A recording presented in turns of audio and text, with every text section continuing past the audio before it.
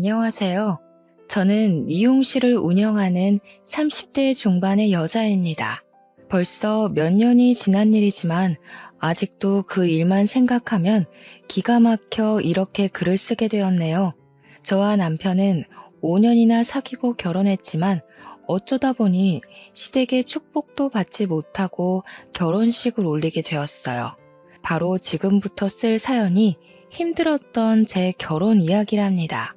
회계사로 일하는 남편은 어머님의 두 번째 자랑이었어요.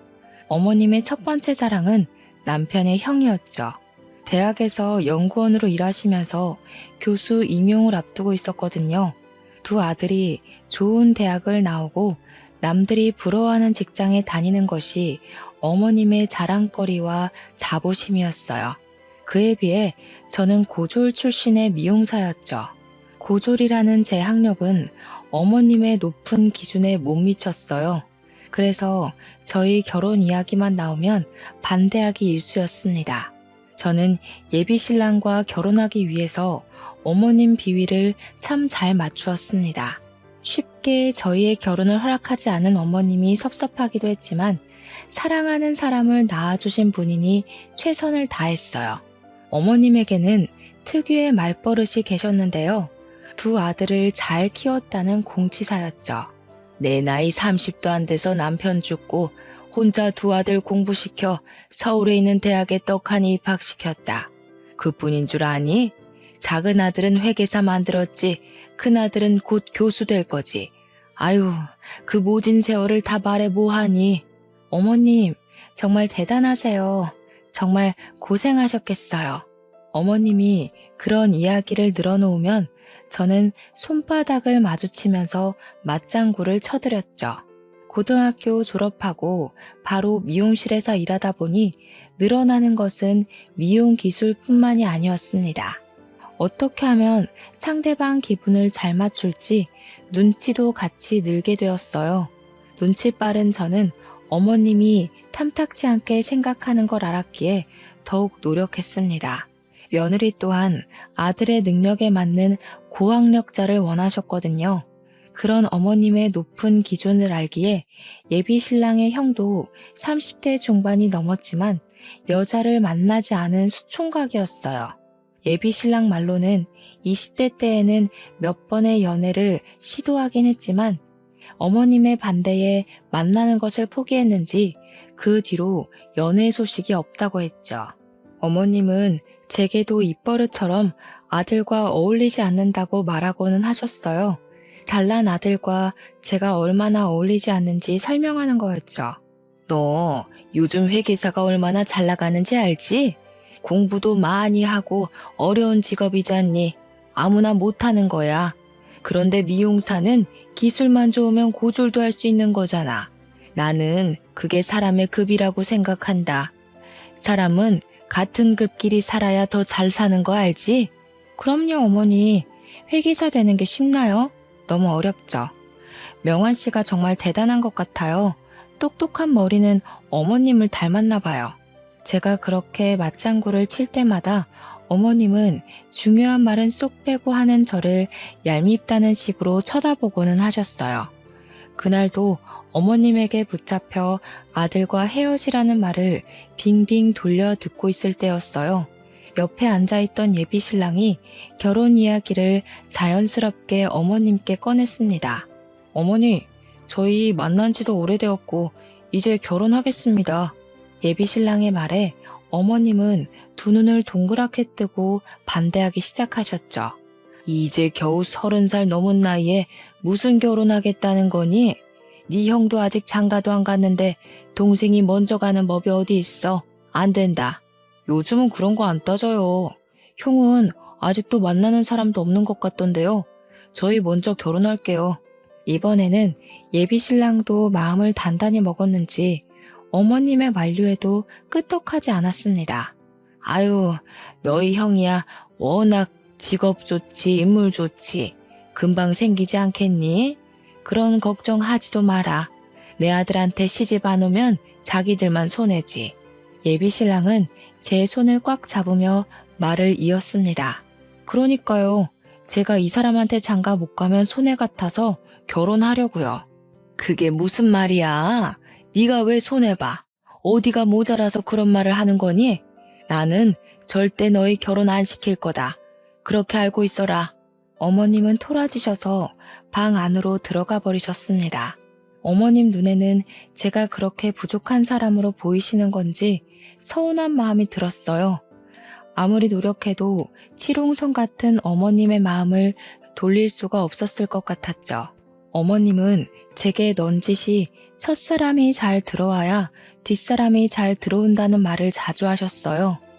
아직 예비 신랑 형도 결혼하지 않은 상황이었기에 제가 먼저 며느리가 되면 큰 며느리도 어머님 기준에 맞지 않은 사람이 들어올 거라고 판단하셨거든요. 그 당시 어머님은 예비 신랑 형에게 너는 사람 잘 데리고 들어오라고 자주 말씀하셨죠. 서운해도 어쩌겠어요. 사랑하는 사람과 결혼하기 위해서 감내하고 받아들여야 한다고 생각했네요. 그리고 드디어 어머님께 학수고대하던 소식이 들렸습니다. 바로 예비 신랑 형이 결혼할 사람이 있다며 집으로 데려오겠다고 했다는 거였죠. 예비 신랑도 오랫동안 기다려왔던 소식이라 너무 좋아하면서도 제 걱정을 했어요. 형이 데려온 여자분이 제약회사 연구소에 다닌다고 했거든요. 예비 신랑 형이 다니는 대학원에 여자분이 다니게 되면서 만나게 되었다네요. 좋은 학력에 좋은 직장, 딱 어머님이 원하는 며느리감이었던 거죠. 그래도 오랫동안 혼자였던 예비 신랑의 형에게 짝이 생겼다는 이야기에 축하를 했습니다. 한 사람이라도 어머님 마음에 쏙 드는 며느리가 있으면 저희 결혼도 허락해 주실 거라고 생각했거든요. 두 분은 만난 지 얼마 되지 않아 결혼 약속을 하셨다네요. 예비 신랑과 저는 5년 동안 만났지만 결혼 허락도 받지 못했기에 두 분이 부러웠습니다. 그러던 중에 어머님께 전화가 왔어요. 너 이번 주 토요일에 우리 집에 올 수 있니? 큰아들이랑 결혼할 사람이 이번 주 토요일에 생일이라는구나. 어머님이 먼저 집으로 초대해 주시다니 평소보다 더 들뜬 목소리로 대답했습니다. 그럼요, 당연히 가야죠. 몇 시에 오시기로 했어요? 저녁 6시쯤 온다고 했어. 아유, 그날은 할 게 많을 것 같네. 아침 일찍 서둘러야겠어. 그렇겠네요. 저도 6시쯤이면 괜찮을 것 같아요. 주말이긴 한데 평소보다 조금 일찍 문 닫고 찾아뵐게요.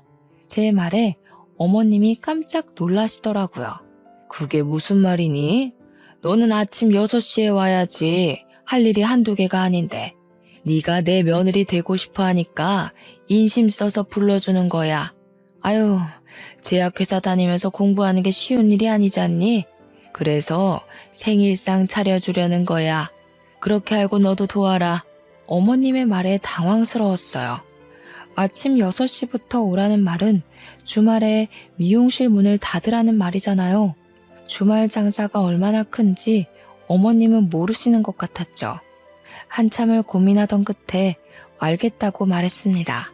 일단 어머님이 먼저 전화도 주셨고 가족 행사에 참여하라는 말을 돌려서 하는 거라고 생각했거든요. 알겠어요, 어머니. 그날 아침에 찾아뵐게요. 최근에 허리도 삐끗하셨다면서요. 조심하셔야죠. 알겠다. 늦지 말고 꼭 아침 6시까지 와라. 이만 끊으마. 어쩔 수 없이 토요일 아침에 어머님 댁으로 향하게 되었습니다. 어머님을 차에 태워 20분 정도 떨어진 시장으로 향했습니다. 시장에는 이른 시간부터 사람들로 북적였어요. 미용실 특성상 예약하신 손님이 없으면 오전 10시쯤 문을 열었기에 이른 아침부터 활기찬 시장 모습에 놀랐어요. 대한민국 어머님들의 부지런함이란 정말 대단한 것 같았습니다. 어머님은 시장을 몇 바퀴나 돌면서 재료들을 꼼꼼히 살펴보며 구매하셨어요. 저는 짐을 들고 뒤따라 걸어가며 시장 안을 이리저리 둘러보았습니다. 정육점의 채소 가게를 돌아 조금 멀리 떨어진 수산시장까지 들려 장을 보셨거든요. 짐에 든 양손에는 이미 봉지들이 가득했기에 무슨 음식을 하실지 궁금해졌죠. 수산시장에서 꽃게를 살펴보고 계시는 어머님께 넌지시 질문을 던졌습니다. 어머님, 오늘 무슨 음식 하실 거예요? 이미 갈비랑 잡채 재료는 사신 것 같은데 장 볼 게 더 남았어요?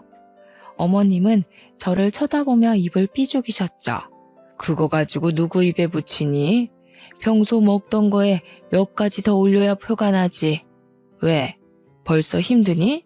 저는 고개를 좌우로 저으면서 미소를 지었습니다. 아니요? 힘들다뇨. 괜찮아요. 아유, 형님 되실 분이 좋아하실 것 같아요. 어머님이 정성껏 준비해 주시잖아요. 그럼 좋지. 제약회사 연구소에 다닌다고 하더라.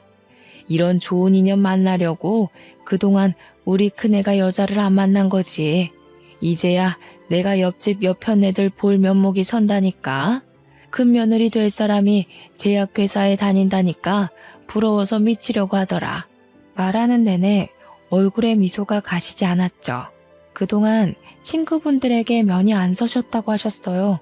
친구분들 며느리는 다 대기업 출신이거나 사자가 붙은 사람들이라나요? 일단 제 직업도 사자가 붙어 있었지만 어머님 기준에는 학력 미달이었죠. 교양과 학식을 갖춘 분이라는 생각을 하니 오늘 처음 만나게 될 미래의 형님에 대한 기대감이 높아져 갔습니다. 어머님은 그 후로도 한참을 시장을 둘러보시다가 집으로 돌아가자고 하셨어요. 어머님 댁으로 돌아와 장바구니를 식탁에 올려놓고 시계를 보니 벌써 10시가 다 되어가고 있었죠. 6시에 출발해 10시에 돌아오다니 발도 아프고 팔도 빠질 것 같았습니다. 평소보다 일찍 일어났기에 평소에 꼬박꼬박 챙겨 먹던 아침도 거르고 와서 배가 고파왔습니다. 어머님, 밥 먹고 하면 안 될까요? 걸어 다녔더니 배가 고파서요. 그것 걸었다고 배가 고파? 너는 온종일 서서 일한다는 애가 체력이 그렇게 약해서 일이나 제대로 하겠니? 재료 손질하고 요리까지 하려면 시간 없다. 참아봐. 맛있게 요리해서 저녁에 같이 먹자. 저는 순간 두 입을 크게 벌리고 말았습니다. 어머님 말은 점심도 거르겠다는 말이었으니까요. 속상했지만 입가에 어색한 미소를 띠며 재료 손질을 시작했습니다. 전도 부치고 갈비도 재워놓고 잡채도 볶으며 틈틈이 간을 본다는 핑계로 음식을 주워 먹었어요. 줄인 배를 채워 넣으니 달라붙은 등가죽이 펴지는 느낌이 들었죠. 한참 요리하고 보니 시계는 벌써 4시가 넘어 있었죠. 체력은 이미 바닥났는지 두 다리가 후들거렸죠. 배는 고프고 피곤은 몰려오고 요리가 어느 정도 끝나자 그제야 식탁 의자에 엉덩이를 붙일 기회가 보였습니다. 제가 의자에 엉덩이를 붙이는 순간 제 뒤에서 어머님 소리가 들려왔어요. 넌 뭘 그렇게 앉아있는 거니? 곧 있으면 손님들 올 텐데. 빨리 가서 거실 쓸고 바닥 닦고 상 펴야지. 서둘러라. 이러다가 손님 오겠다. 어머님 말에 바로 식탁 의자에서 일어나 거실로 향했습니다. 식구도 많고 음식 가지수도 많으니 거실에서 먹자고 하셨거든요. 상을 놓기 위해 청소기를 돌리고 걸레로 방바닥을 닦았죠. 미용실에서 일할 때보다 체력 소모가 더 큰 것 같았어요. 내 체력이 이렇게 안 좋았나 하는 생각이 들더라고요. 온종일 서서 손님 커트 치고 파마했어도 오늘처럼 체력이 바닥까지 고갈되지 않았으니까요. 하지만 제 일은 거기서 끝나지 않았습니다. 상 위에 음식을 세팅하는 일도 남아 있었죠. 정말 기가 막히게 오전에 시작한 음식 준비와 상차림은 오후 6시가 거의 다 되어서 끝이 났습니다. 가장 먼저 도착한 사람은 예비 신랑이었죠. 그는 오자마자 제 어깨를 토닥이며 고생했다고 말해주었어요. 정말 고생했어. 오늘 회사에 중요한 미팅만 없었으면 빠졌을 텐데. 미안해서 어떡하지? 어머니께 나가서 먹자니까 한사코 집에서 생일상 차리겠다고 하셔서 자기한테 너무 미안해. 괜찮아. 어머님이 불러줘서 너무 좋았어. 그리고 도와드리길 너무 잘한 것 같아. 하루 동안 시장 보고 음식 재료 준비하고 요리했는데 너무 힘들었어. 어머님 혼자 있다면 힘드셨을 거야. 그렇게 생각해줘서 너무 고마워. 역시 자기밖에 없다. 이렇게 다정한 예비 신랑이 있으니 어머님 구박에도 헤어질 수가 없었죠. 너무 사랑스럽고 듬직하잖아요. 그를 얻을 수만 있다면 어머님의 더한 구박도 참아낼 수 있었어요. 그때 예비 신랑 형이 예비 형님을 데리고 들어오셨어요. 제약회사 연구소에서 일한다고 들었기에 저는 당연히 공부만 하고 꾸미지 않은 수수한 여자분일 거라고 생각했죠. 하지만 집으로 들어온 여자분은 머리끝에서 발끝까지 세련되게 꾸몄더라고요. 손에 들고 있는 가방도 한정판 명품이었죠. 예비 형님의 세련된 취향과 꾸미는 걸 좋아하시는 것 같아 저와 잘 맞겠다 싶었습니다. 패션이나 미용 이야기를 하면서 친해질 수 있겠다고 생각했거든요. 집 안으로 들어온 예비 형님은 어머님께 활짝 웃으며 인사했어요. 어머니, 잘 지내셨어요?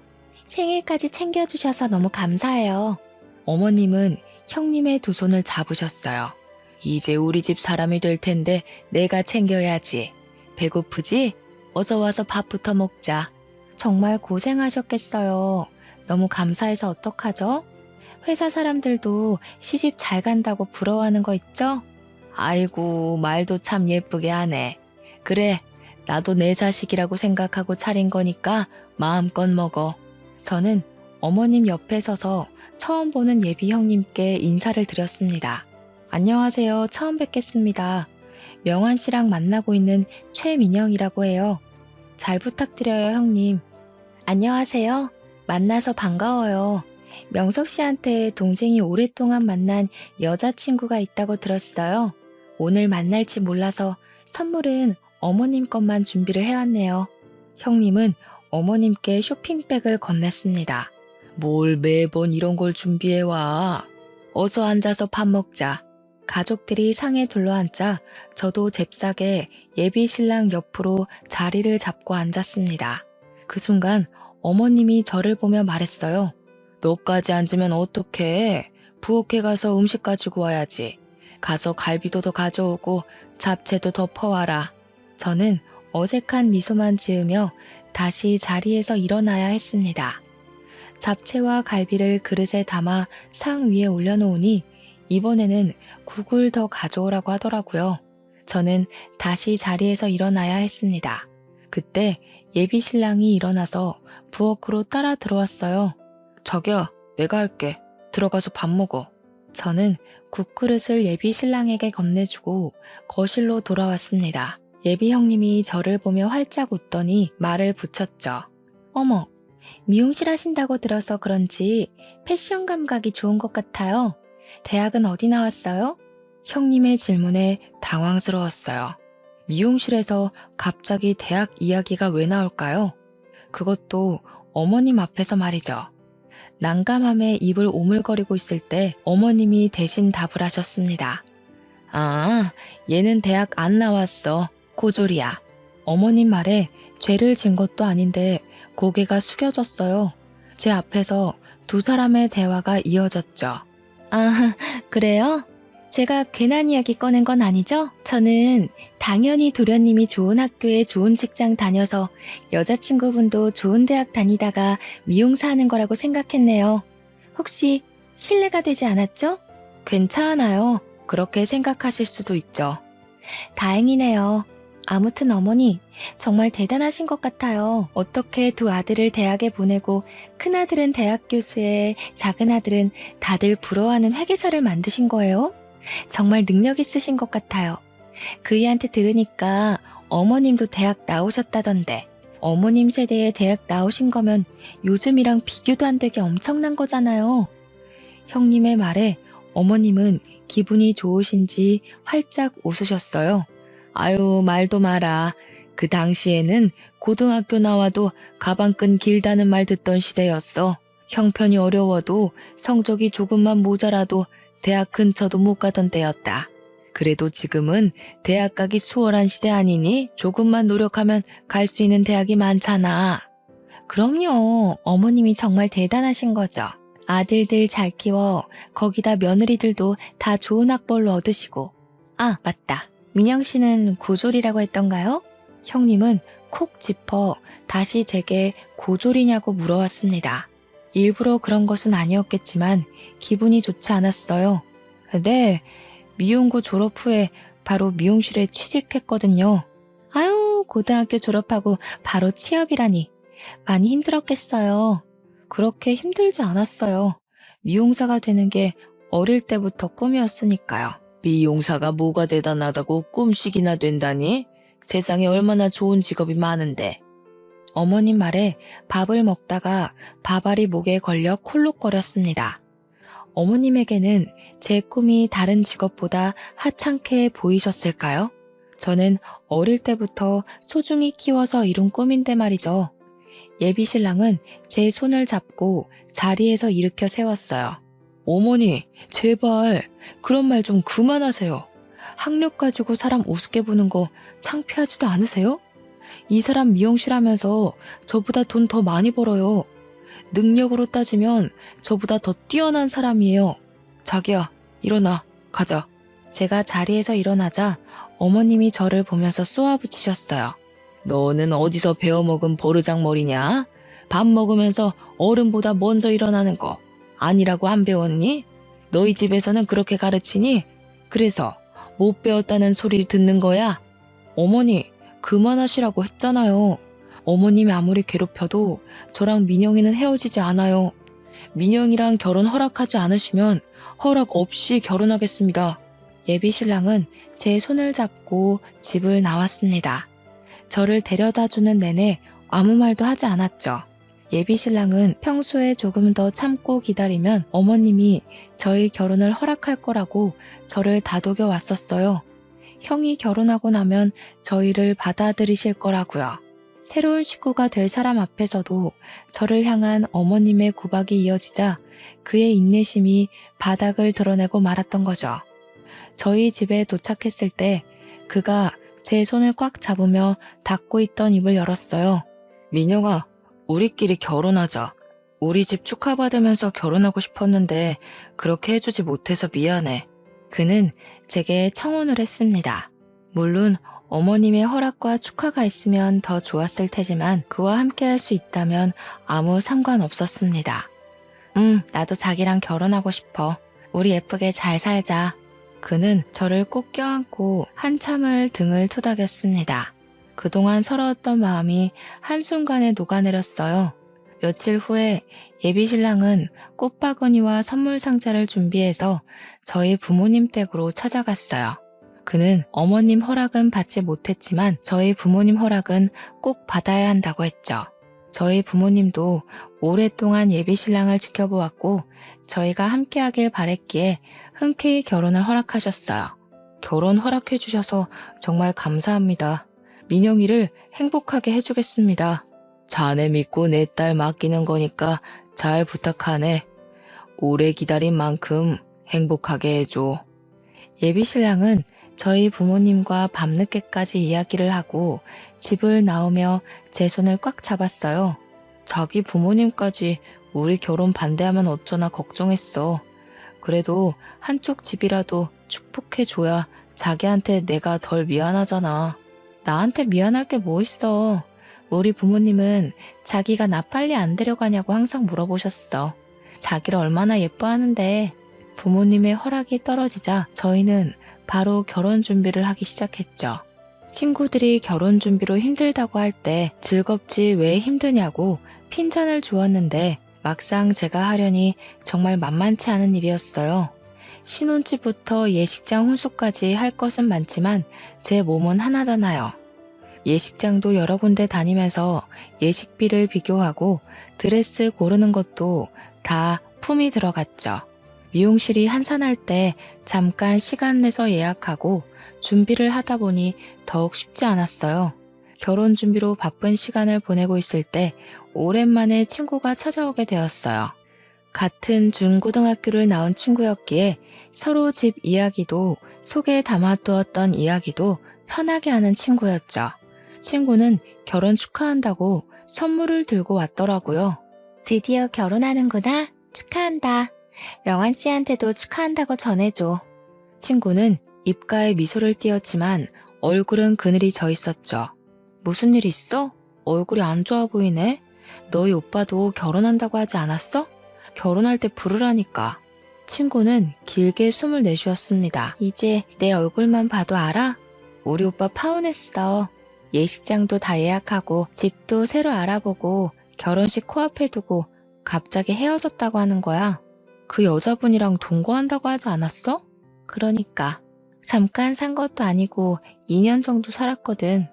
그 여자랑 오빠랑 만났던 게 돈 보고 작정하고 만난 거더라고. 알고 보니까 그동안 오빠가 그 여자랑 살면서 생활비부터 그 여자 쓰는 돈까지 다 오빠 돈으로 쓴 거 있지? 친구 이야기를 듣고 깜짝 놀랐어요. 친구 오빠 약혼녀는 말로만 듣던 꽃뱀이었다네요. 친구가 들려준 이야기는 거기서 끝이 아니었어요. 정말? 그럼 두 분은 헤어진 거야?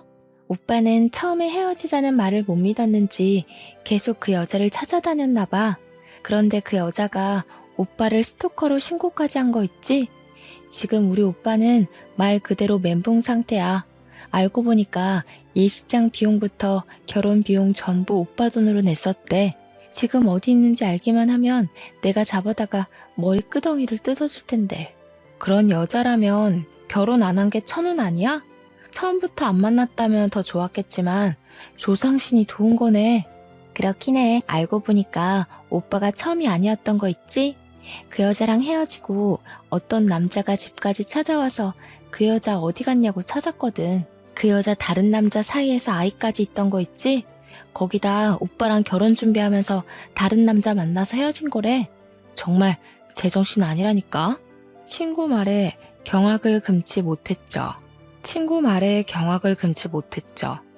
이미 다른 사람 사이에 아이까지 있으면서 친구 오빠한테 접근한 거였대요. 거기다 친구 오빠와 결혼 준비를 하면서 다른 남자가 생기자 바로 헤어져 버렸다는 거였죠. 친구는 한참을 하소연을 늘어놓고 좋은 일 앞두고 나쁜 말 듣게 해서 미안하다고 했죠. 저도 친구 오빠를 몇 번 봤기에 착한 사람이라는 걸 잘 알고 있었죠. 왜 성실하고 좋은 사람들에게 그런 불행한 일이 생기는 건지 안타까울 뿐이었어요. 저의 결혼식은 일주일 앞으로 다가왔지만 예비 신랑은 아직도 어머님과 화해를 하지 못한 상태였어요. 몇 번이나 어머님께 연락해보라고 넌지시 말했지만 하지 않았죠. 아무리 예비 신랑이 어머님과 연락을 하지 않는다고 해도 저까지 연락하지 않는 건 옳지 않은 행동 같았어요. 그래서 그동안 저는 꾸준히 어머님께 전화했었지만 받지 않으셨죠. 오늘도 아무 기대 없이 전화를 걸었어요. 어머님, 저 민영이에요. 잘 지내셨죠? 저 명환 씨랑 결혼해요. 허락도 없이 결혼하게 돼서 너무 죄송해요. 너 귀엽고 내 아들이랑 결혼하는구나. 명환이는 전화도 없더니 괘씸한 것들. 어머니는 아직도 화가 나 계셨어요. 저 혼자라도 찾아뵈야 했는데 못 가서 죄송해요. 어머님이 저희 결혼식에 오셔서 축하해 주셨으면 좋겠어요. 어머님은 아무 말이 없으셨어요. 수화기 너머로 들리는 건 어머님의 가는 숨소리뿐이었죠. 어머님, 꼭 오셨으면 좋겠어요. 기다리고 있을게요. 결국 어머님은 제 말에 대답 안 하시고 전화를 끊으셨습니다. 결혼식 당일 아침까지 시댁 식구들은 나타나지 않았죠. 신랑 혼주석이 텅 비어버릴 생각하니 남편에게 미안해졌어요. 어머님께 조금 더 잘했더라면 오시지 않았을까라는 생각 되었거든요. 어머님을 찾아뵈고 결혼식에 참석해달라고 할 걸 후회가 되었죠. 터벅터벅 신부 대기실로 들어가는데 어머님이 한복까지 곱게 차려입고 남편과 이야기를 나누고 있는 모습이 보였어요. 역시 피는 물보다 진하다고 했던가요? 그 옆에는 아주버님과 형님도 와 계셨습니다. 자식 이기는 부모 없다고 하잖아요. 저를 며느리로 받아들여 주신 모습에 감사할 따름이었습니다. 그때까지는 저희 결혼식은 양가의 축복 속에서 완벽하게 끝나게 될 줄 알았거든요. 신부 대기실에서 예식이 시작하길 기다리고 앉아있을 때였어요. 대기실 앞에서 고성이 오가는 소리가 들렸습니다. 여자 둘이 싸우는지 목소리는 점점 커져가더군요. 시끄러운 소리에 밖으로 나가보게 되었죠. 그런데 제 친구와 형님이 서로 삿대질하면서 싸우고 있었던 게 아니겠어요? 뭐야? 당신이 왜 여기 있어? 누구를 꼬시려고 여기 있는 거야? 우리 오빠 돈 내놔. 우리 가족 다 바보 만들어 놓고 도망가? 우리 오빠가 당신 때문에 얼마나 힘들어했는지 알기나 해? 어머, 사람 잘못 보신 것 같아요. 저 아세요? 저는 당신 모르는데. 혹시 동서 친구인가? 수준이 딱 맞는 게 그런 것 같은데. 그 순간 친구는 형님의 머리를 쥐어잡고 흔들기 시작했습니다. 형님의 비명이 예식장 홀을 가득 채웠죠. 무슨 일이야? 일단 이러지 말고 말로 해. 형님의 머리를 흔들던 친구는 그제야 형님에게서 떨어졌습니다. 미안해. 나도 모르게. 이 여자를 보고 순간 화가 치밀어서 내가 말한 그 여자야. 우리 오빠를 씹던 껌처럼 단물 빠지니까 버리고 도망간 그 여자, 이 여자라고. 친구 말에 놀라 형님을 쳐다보았죠. 그때 어머님이 오셔서 머리가 엉망이 된 형님을 바라보셨습니다. 무슨 일이야? 왜 싸운 거야? 너 머리가 왜 흥크러진 거야? 그 순간 형님이 눈에서 닭똥 같은 눈물을 흘리면서 바닥에 주저앉았어요. 어머님은 형님을 토닥이며 달래기 시작하였죠. 저는 친구를 데리고 신부 대기실로 들어갔습니다. 지금 상황에 대해 이야기를 듣고 싶었거든요. 친구 말만 들으면 형님은 친구 오빠를 버리고 간 꽃뱀이었으니까요. 정말? 확실한 거야? 우리 형님이 너희 오빠 버린 거 맞아? 우리 형님이 확실해? 정말이라니까. 저 여자가 틀림없어. 내가 2년이나 봤는데 몰라보겠어? 그런데 형님이라니 무슨 말이야? 그때 어머님이 신부 대기실로 들어오면서 제게 삿대질을 하셨습니다. 너는 어떻게 된 애가 친구까지 그 모양이냐? 정말 좋게 보려고 해도 좋은 구석이 있어야 좋게 보지. 교양 없이 이게 무슨 짓이야? 사람을 잘못 봤으면 죄송하다고 사과를 해야지. 내 며느리를 그런 여자하고 같은 취급을 해? 이래서 사람 가려받으려고 했던 거야. 알겠니? 어머니, 그게 아니라요. 친구 오빠랑 결혼 약속까지 하고 버린 여자가 형님이래요. 뭐야? 어디서 그런 여자를 네 형님이라고 들먹여? 아무리 못 배웠어도 그런 말하는 건 아니지. 그때 남편이 신부 대기실로 뛰어들어오면서 제 손을 잡았습니다. 어머니가 그렇게 형수에 대해서 잘 알아요? 오늘이 무슨 날인지는 알고 그런 말씀 하시는 거예요? 오늘 저희 결혼식이에요. 그럼 축하는 못할 망정 면박을 주는 건 아니죠. 여기 제 처가 식구들까지 계세요. 제 아내에게 이런 식으로 말씀하시는 거 제 얼굴에 침 뱉으시는 거예요. 남편은 제 손을 잡고 신부 대기실을 빠져나갔습니다. 잠시 화장을 고치고 온 사이에 어머님과 형님은 집으로 돌아가셨어요. 결국 시댁 식구들이 없는 결혼식을 치르게 되었죠. 텅 빈 신랑 혼주석이 왜 이렇게 섭섭하던지 그것과 비례하게 결혼식 내내 형님에 대한 충격이 가시지 않았습니다. 인생에 한 번밖에 없을 결혼식이 엉망으로 끝나고 말았죠. 남편은 나중에 우리끼리 리마인드 웨딩을 하자고 했지만 서운한 건 어쩔 수 없었어요. 그리고 남편은 시댁과 다시 연락을 끊게 되었죠. 남편에게 미안했어요. 남편이 시댁과 연락 끊게 된 원인은 결국 저였으니까요. 저는 다시 어떻게든 남편을 시댁과 연결을 시켜주고 싶었는데요. 남편에게 말하지 않고 시댁을 찾아가게 되었죠. 어머님은 제가 찾아갈 때마다 저를 향해 비난을 퍼부으셨습니다. 저 때문에 아들 하나를 잃게 되었다고 하면서요. 너는 왜 자꾸 내 집에 들락거리는 거니? 보기 좋은 얼굴도 아닌데 명한이를 꼬드겨서 빼돌린 적도 있다니 당장 안 나가? 어머님은 저를 보며 눈을 흘기셨죠. 저를 곱게 보지 않은 눈초매도 부지런히 밥을 하고 화가 풀리기를 기다렸어요. 밥상을 차려 어머님 앞으로 가지고 갔습니다. 저는 조심히 형님에 대해 이야기를 꺼냈어요. 친구 말로는 형님은 아이까지 있는 유부녀였으니까요. 혹시라도 아주버님이나 어머님이 쫓고 계신 거라면 지금이라도 바로잡을 수 있는 기회라고 생각하거든요. 어머님, 그런데 아주버님 곧 결혼하시잖아요. 그래도 결혼하시기 전에 형님에 대해 알아보시는 건 어떻게 생각하세요? 믿져야 본전이잖아요.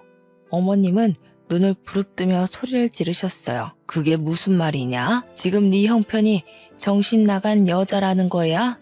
어떻게 네 친구 말만 듣고 오해를 할 수 있는 거야? 걔가 너같이 수준 떨어지는 애인 줄 알아? 좋은 학교 나와서 좋은 직장에 다니는 애다. 좋은 학교 나오고 좋은 직장 다니는 사람도 그런 사람들 있어요. 아직 결혼 전이니까 확인한다고 생각하고 알아보시는 건 어떠세요? 그때 어머님이 제 뺨을 때렸습니다. 순간 눈앞에 번개가 내리치는 것처럼 번쩍했죠. 너무 놀라서 어머님을 쳐다보았습니다. 어머님은 시뻘건 얼굴로 제게 소리쳤습니다. 듣자 하니까 그렇게도 사람을 깎아내리고 싶니? 좋은 학교, 좋은 직장 다니는 게 그 사람의 능력을 평가하는 거다. 그 사람이 평소에 어떻게 살아왔는지 알려주는 거라고. 너 같은 애는 죽었다 깨어나도 못하는 거지. 당장 나가, 꼴도 보기 싫으니까. 저는 붉은 뺨을 감싸주고 시댁을 나오게 되었습니다. 제 딴에는 걱정돼서 드린 말이었지만 손찌검 하실 정도로 기분이 나쁘셨던 걸까요? 서운하고 섭섭했습니다. 집에 도착했지만 어머님에게 맞은 뺨은 아직도 자국이 남아있었죠. 현관문을 열기 전에 손거울로 붉은 뺨을 슥슥 비벼 문질렀어요. 그래도 붉은기는 사라지지 않더라고요. 어쩔 수 없이 조심히 문을 열고 안으로 들어갔습니다. 남편이 집에 먼저 와 있었어요. 한 손으로 붉은 뺨을 가리고 남편에게 다가갔습니다. 자기 먼저 와 있었어? 배고프지? 뭐 먹을까? 남편은 제게 다가오며 고개를 쭉 내밀었습니다. 얼굴은 왜 가리고 있는 거야? 무슨 일이 있었어? 어깨를 움찔하는 순간 남편이 얼굴을 가리고 있는 손을 내렸어요. 남편은 붉게 부은 뺨을 보고 두 눈을 부릅떴죠. 얼굴이 왜 이래? 이거 손자국 아니야? 누가 이런 거야? 남편의 질문은 쉴 새 없이 이어졌죠. 하지만 질문에 대답해 줄 수가 없었어요. 아, 그게 어쩌다 보니까 이렇게 됐네? 저는 대답을 얼버무렸습니다. 차마 어머님이 했다고 말 못하겠더라고요. 오늘 미용실 쉬는 날이잖아. 오늘 어디 다녀온 거야? 아내 얼굴에 붉은 손자국을 보고 어떤 남편이 진정하겠어요. 거짓말로 이 상황을 넘겨볼까 했지만 적당히 핑계도 생각나지 않았습니다. 남편에게 별일 아니라고 말해보았지만 남편은 집요하게 물어봤죠. 한참 실랑이를 하다가 결국은 이실직고하게 되었어요. 사실 오늘 어머님 댁에 다녀왔거든. 이야기 도중에 형님 이야기가 나와서 한번 알아보시라고 했는데 순간 남편의 얼굴이 커다래지더군요. 어머니가 당신을 때린 거야? 그 말했다고 당신을 때려? 남편은 아랫입술을 파르르 떨더니 집 밖으로 뛰쳐나갔어요. 남편과 시댁에 도착하자 아주버님과 형님이 어머님과 같이 식사를 하고 있었습니다. 어머님이 민영이 뺨 때렸어요? 말로 하면 되시지 왜 손찌검 하세요? 왜 하다니? 맞을 만한 짓을 했으니까 때렸지. 아무리 생각이 없어도 형님 될 사람을 그런 못된 여자로 착각하는 것도 모자라서 모함을 하는데 가만히 둬야 하는 거냐? 민영이는 형이 걱정돼서 한 말이잖아요. 어머님이 형수에 대해 잘 알아요. 결혼 전에 알아보라고 한 말이 그렇게도 거슬렸어요. 식탁에 앉아 식사하시던 아주버님도 그 자리에서 벌떡 일어났습니다. 너 말 조심하네? 지금 네가 무슨 말 하는지 알고나 있는 거야? 사람을 의심해도 적당히 해야지. 내가 사랑하는 사람에 대해 모른 채로 결혼하려 했을 것 같아? 재수씨, 저 사람한테 자격지심이 있는 거 아니야? 학벌로도 직업적으로 못 이기니까 친구 이용해서 헛소리 퍼뜨린 거 아니냐고.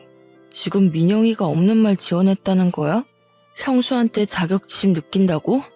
뭐가 부족해서 민영이가 자격지심을 느낀다는 건데 친구가 아이도 있다고 하니까 잘 알아보라고 말한 게 잘못된 거야? 사실도 아닌 일을 사실처럼 말하는 걸 허언증이라고 하는 거야. 순식간에 남편 주먹이 아주버님 얼굴에 내리꽂혔어요. 둘은 뒤엉켜 싸우기 시작했습니다. 어머님은 두 아들이 싸우는 모습을 보고 저를 향해 삿대질을 하셨습니다. 너 하나 때문에 우리 집안이 이게 뭐냐? 이제까지 한 번도 말싸움조차 안 하던 아이들인데 네 주둥아리 하나 때문에 내 아들이 싸우는 거 아니야? 이래서 내가 너를 싫어한 거야. 얼굴만 봐도 재수가 없으니까. 어머님이 보시기에 시댁의 모든 분란은 저로부터 시작하는 거였죠. 아주버님까지 저를 자격지심 덩어리로 보고 계실 줄은 생각하지 못했습니다. 제 딴에는 시댁 식구들이 불행을 겪기 전에 막아보자고 꺼낸 이야기였지만 더 큰 불행만 가져온 꼴이었죠. 저와 형님이 각자 남편들을 붙잡고 나서야 두 사람은 마주 잡은 멱살을 놓았습니다. 남편은 아직도 잔뜩 상기된 얼굴로 아주버님을 쏘아보았어요. 나 진짜 형한테 경고했어. 잘 알아보라고. 이 뒤에 무슨 일 생겨도 우리 탓하지 마. 끝까지 그런 말도 안 되는 소리 할래? 재수씨랑 결혼했다고 너도 재수씨 닮아가는 거야? 어디서 멍청할 말만 짓거리는 거야? 남편이 다시 아주버님에게 달려들려고 하자 저는 남편을 꽉 붙잡았습니다. 그만해 명환씨. 우리 그만 가자. 제발 집으로 돌아가자. 남편은 아주버님을 보며 한참을 씩씩거리다가 제 손을 붙잡고 시댁을 빠져나왔어요. 돌아가는 차 안에서 퉁퉁 부은 남편의 얼굴을 보고 있으려니 속상했습니다.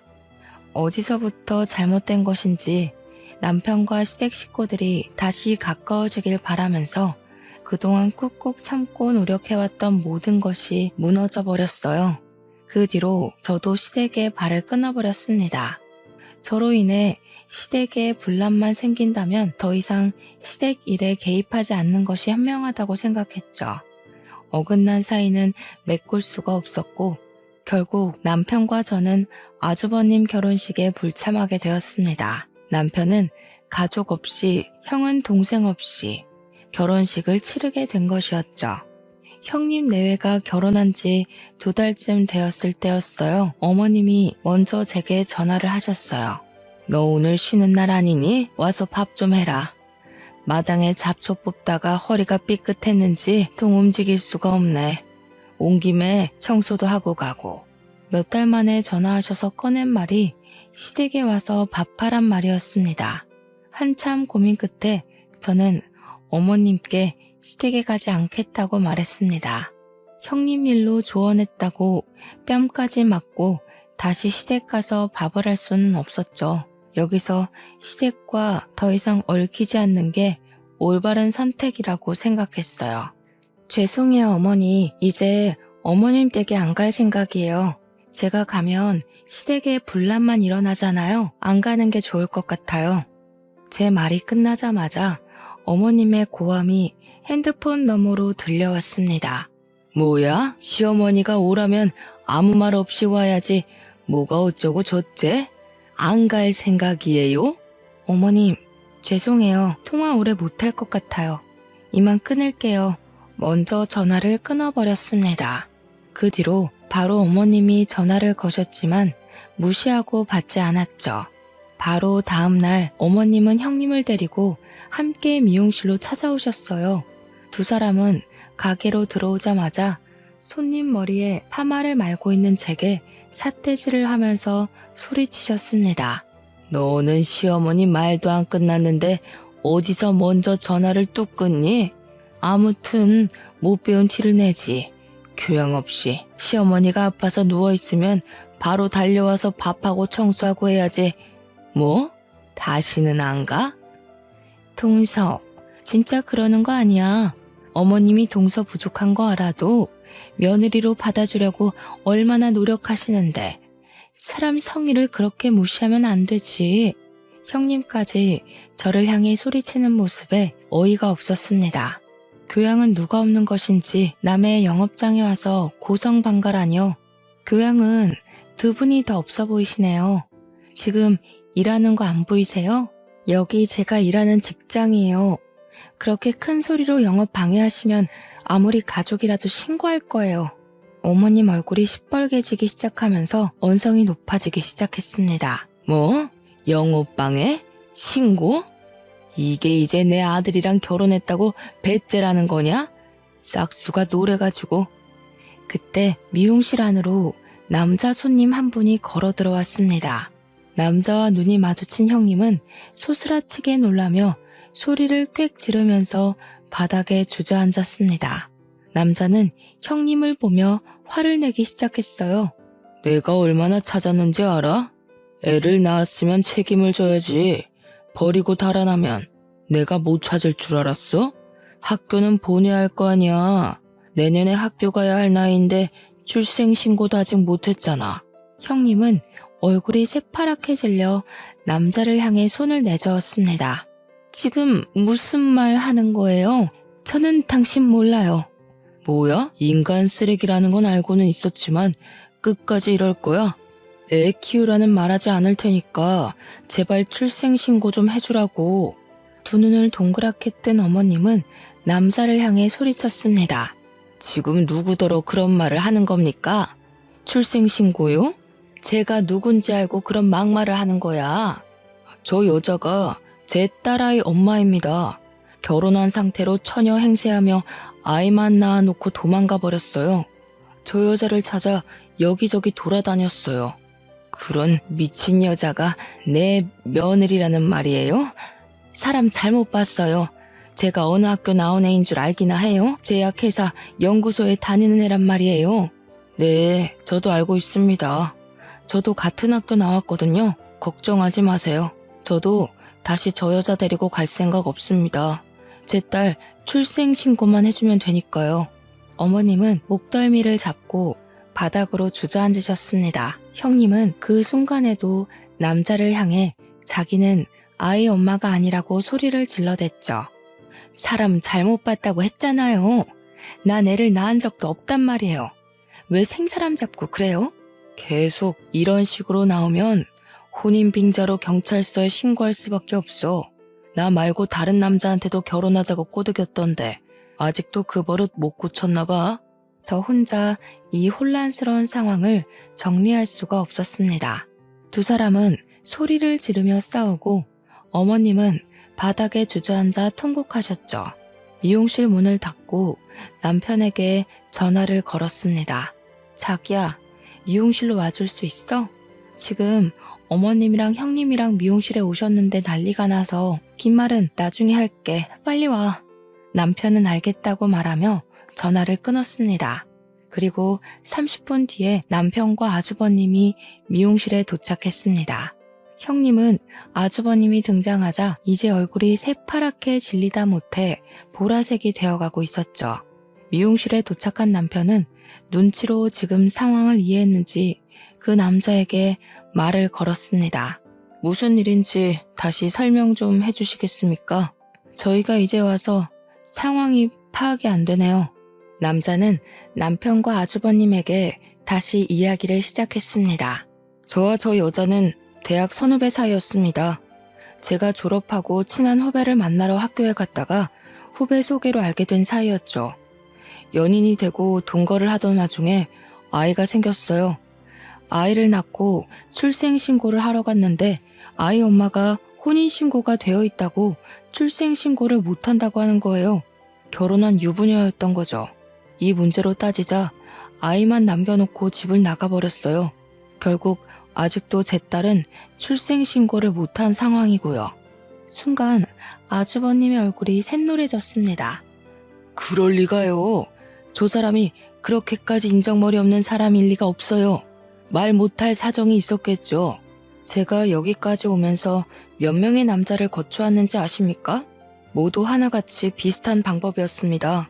결혼 전제로 만나면서 비싼 선물 받아놓고 남자 돈 떨어지면 사랑하지 않는다. 다른 사람 있다고 하면서 헤어지고 한둘이 아니었습니다. 남자 말에 형님은 아주버님을 붙잡고 애원하기 시작했죠. 여보, 저 남자 말 믿지 마. 다 거짓말이야. 그 남자들이 먼저 나 좋다고 선물 주고 쫓아다닌 거야. 난 정말 그런 적 없어. 나 당신 사랑하는 거 알지? 너는 정말 하나도 안 변했구나. 그 말 나한테도 했던 말 아니야? 전 남편이 스토커처럼 따라다녀서 무서워서 결혼해 준 거라고. 시끄러워. 알지도 못하면 입 닥치고 있어. 당신이나 조용히 하지 그래? 더는 당신 말장난 듣고 있기 싫으니까. 아주버님은 붙잡는 형님을 밀어내고 미용실을 빠져나가 버렸습니다. 옆에 계신 어머님이 형님의 머리채를 잡아당겼습니다. 이 망할년이 내 아들을 뭐로 보고 접근한 거야? 이런 짐승만도 못하냐? 자기가 낳은 자식을 버려? 어머님, 왜 이러세요? 이러지 마세요. 저 남자 말 정말 사실이 아니에요. 그 입 다물지 못해? 어디서 못된 것만 배워와서 내 아들을 홀려? 이런 못된 것은 버릇을 고쳐놓아야 해. 어머님은 형님의 머리채를 잡아 끌고 미용실 밖으로 나갔습니다. 저와 남편은 어머님을 말렸지만 어디서 그런 힘이 생기셨는지 떼어놓을 수가 없었습니다. 형님 머리채를 잡은 어머님은 욕짓거리를 퍼부으며 머리를 흔드셨죠. 못된 것, 그동안 얼마나 우리 집안을 우습게 봤으면 그런 짓을 해. 내가 가만두나 봐라. 그때 사이렌 소리와 함께 경찰차가 멈췄습니다. 싸운다는 주민신고로 출동했습니다. 어머니, 이러시면 안 됩니다. 경찰 양반, 아주 잘 왔어요. 이 못된 년 잡아가세요. 남자 등 후려쳐먹는 아주 못된 년이에요. 경찰관의 만류에도 어머님은 한참을 형님 머리채를 잡고 흔드셨죠. 형님은 비명을 꽥 질렀습니다. 어머니, 제발 그만하세요. 이러다가 머리가 다 뽑히겠어요. 어머님, 일단 진정하시고요. 같이 경찰서로 가셔야 해요. 신고가 들어와서 일단 조사를 받으셔야 하거든요. 아무리 못된 사람이라고 해도 이렇게 머리를 죄다 뜯어놓으시면 어떻게 합니까? 그럼 내 아들이 인연한테 당했는데 가만히 있어야 한단 말이야? 진정하시고 일단 경찰서로 같이 가세요. 계속 이러시면 가중처벌 받으세요. 어머님과 경찰관의 한참 실랑이 끝에 형님 머리를 잡은 손에 놓으셨어요. 어머님의 손에는 시커먼 머리카락이 한가득 뽑혀 있었죠. 가중처벌? 왜 내가 받아? 가중처벌은 저 못된 년이 받아야지. CCBB는 일단 경찰서로 가셔서 따지세요. 보호자님도 같이 가주셔야겠습니다. 어머님은 아직도 흥분이 가시지 않으셨는지 경찰차에 올라타는 순간에도 숨을 몰아내셨습니다. 옆에 서 있던 남편이 보호자로 경찰서에 가게 되었죠. 남편이 집으로 돌아와서야 경찰서 상황을 들을 수가 있었습니다. 그 남자의 말이 다 사실이라고 하더라고요. 남자와 형님 사이에는 올해 7살 딸이 있었고 아직도 출생신고를 하지 못했다고 해요. 현행범으로 혼외자는 친모가 등록해야 한다고 하네요. 그래서 딸은 그동안 국적이 없는 무국적자로 살아야 했던 거죠. 딸을 학교에 보내기 위해 그동안 형님을 계속 찾아 헤맸다고 하네요.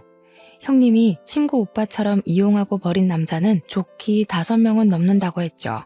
그 일이 일어난 지 며칠 뒤 제 친구에게 연락이 왔습니다. 야, 혹시 너희 가게로 어떤 남자 안 찾아왔어? 우리 오빠한테 너희 형님 이야기 했었거든. 근데 오빠가 그 여자 전 남자한테 너희 가게 이름을 알려줬다는 거 있지? 그거 나한테 이제야 말하는 거야. 한 발 늦은 친구의 소식에 저는 친절하게 그간 이야기를 해주었습니다. 친구가 자지러지게 웃는 소리가 핸드폰 너머로 들려왔죠. 아무튼 잘 됐지. 너한테 형님 이야기 들었을 때도 찝찝했는데 그 남자 이야기 들으니까 정말 이건 아니다 싶었어. 아주버님하고 형님은 결국 이혼하게 될 것 같아.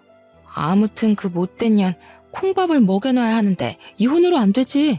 친구는 아직도 형님에 대한 악감정이 남아있는 상태였죠. 한참 형님 욕을 하고서 저와 전화를 끊었습니다. 그 일 직후 결국 아주버님은 형님과 이혼하게 되셨죠. 처음부터 몰랐으면 모를까 모든 진실을 알고 난 후 감당하기 힘드셨던 거겠죠. 남편 말로는 형님은 아주버님과 이혼 못한다고 버티고 있어서 이혼 소송으로 가게 될 것 같다고 했어요. 아주버님과 형님만 갈라선 게 아니었습니다. 저도 시댁과 갈라서기로 했죠. 남편에게 시댁 일에 더는 신경 쓰고 싶지 않다고 말했어요. 한번 시댁 일에 신경 끊고 살아보니 스트레스도 안 받고 마음이 편안해졌거든요. 시어머니의 막말도 억지스러운 주장도 듣지 않아도 되었으니까요. 남편도 저를 존중해 주었습니다. 남편은 시댁 일은 자신도 신경 쓰지 않는 문제이니 제게도 신경 쓰지 말라고 했죠. 이미 남편은 형에게 더는 어머님 일에 관여하고 싶지 않다고 말했다네요. 아주버님도 남편 의견에 동의했다고 합니다. 그간 경고를 무시해서 미안하게 되었다고 사과도 하셨다네요. 그렇게 저희 부부는 어머님과 절연을 하게 되었습니다. 하지만 어머님은 제게 미련을 못 버리셨는지 수시로 전화를 하셨어요. 너는 시어머니가 충격으로 쓰러져 있는데도 코빼기도 안 비추냐? 내가 너를 그동안 얼마나 좋게 봤는데 이럴 수가 있니? 죄송해요, 어머니. 일도 바쁘기도 하고 저희는 이제 어머님 일에 신경 쓰지 않기로 했어요. 그러니까 이런 전화하지 않으셨으면 해요. 불편하거든요. 뭐? 지금 그걸 말이라고 하는 거냐? 전화하지 않았으면 좋겠어. 불편해? 어디서 배워먹은 말버릇이야? 어머님은 형님 일로도 하나도 안 변하셨네요. 제가 그동안 어머님께 얼마나 노력한지 잘 아시잖아요. 그런데도 제 학력 가지고 구박하시고 조언 드려도 제 뺨을 때리셨죠. 제가 제정신이 아니고서야 계속 어머님 얼굴을 볼 이유가 없을 것 같아요. 오죽하면 어머님 아들이 먼저 절연 선언을 했겠어요. 제 말에 어머님은 한참이나 아무 말 없으시더니 전화를 뚝 끊으셨습니다. 그 뒤로 다시는 제게 전화를 거시지 않으셨습니다. 그 일이 일어나고 몇 달 후에 미용실로 반가운 손님이 찾아왔어요. 그 남자분이 딸과 함께 찾아왔거든요. 남자분은 딸 손을 꽉 잡고 제게 고맙다고 인사를 했어요. 그날은 정말 죄송했어요. 저희 때문에 미용실 영업에 방해되셨죠? 결국은 문까지 닫으시고. 아니에요. 잘 해결되었으니 잘 됐어요. 덕분에 딸이 드디어 주민등록번호를 가지게 되었어요. 내년에 학교도 갈 수 있게 되었고요. 딸아이는 저를 향해 꾸벅 인사했어요. 뭘 알긴 하는 건지 제게 감사하다고 말하는데 너무 귀여웠습니다. 저는 아무것도 한 일이 없었지만 아이의 웃는 얼굴을 보니 뿌듯하고 기분이 좋아졌죠. 사람은 태어날 때부터 귀천이 없다고 하잖아요. 없이 산다고 또 배우지 못했다고 천하지 않다는 걸 다시 깨닫게 되었죠. 언제든 딸 데리고 오세요. 꼬마 손님은 공짜로 해드릴게요. 남자는 고맙다고 인사를 하고 미용실을 나갔어요. 벌써 이 일이 있던 것도 5년이나 지났네요. 5년 동안 저희 부부는 시어머니와는 연락을 주고받고 있지 않고 있어요. 남편은 아주버님과 간단한 안부 정도는 주고받는 것 같긴 하지만요. 어쩌면 저보고 냉정하다고 할 사람도 있겠죠. 하지만 저는 그동안 최선을 다했다고 말하고 싶어요. 고졸 출신이라고 무시하고 제 노력을 보지 않고 밀어낸 건 어머님이었으니까요. 그 후 친구에게 들은 이야기를 조금 덧붙이자면요. 형님은 그동안 만났던 남자들에게 혼인빙자죄로 고소를 당했다고 해요. 어느 정도 그 죄가 인정되는 금전적으로 입었던 손해는 어느 정도 보상을 받을 수는 있었다네요. 그래도 마음에 남은 상처는 보상받을 수 없잖아요. 친구 오빠는 그 뒤로 가족들에게 비혼을 선포했다고 하더라고요. 그 후에는 누구도 형님이 무엇과 하고 사는지 모른다고 하네요. 직장도 그만두고 주위 사람들과 연락까지 끊어버리고 흔적도 없이 잠적해버렸죠. 짧은 제 생각으로는 다시 희생양이 될 남자를 찾아 헤매고 있지 않을까요? 평생 살아온 버릇을 고치긴 힘드니까요. 또 어떤 사람이 형님의 진실한 모습을 보지 못하고 희생될지 걱정이네요. 하지만 그 사람 또한 마음속을 보지 않고 화려한 것만 보려 한다면 또다시 형님에게 속게 되겠죠. 이만 긴 글을 줄여야겠어요. 여러분도 사람을 볼 때 겉모습과 학식만 너무 따지지 마시고 사람 인성도 봐주시면 좋겠어요. 다시는 누구도 사랑을 가지고 사기당하지 않았으면 좋겠습니다. 여러분들은 큰 역경 없이 행복하게 사시길 빌며 제 사연 들어주셔서 감사합니다.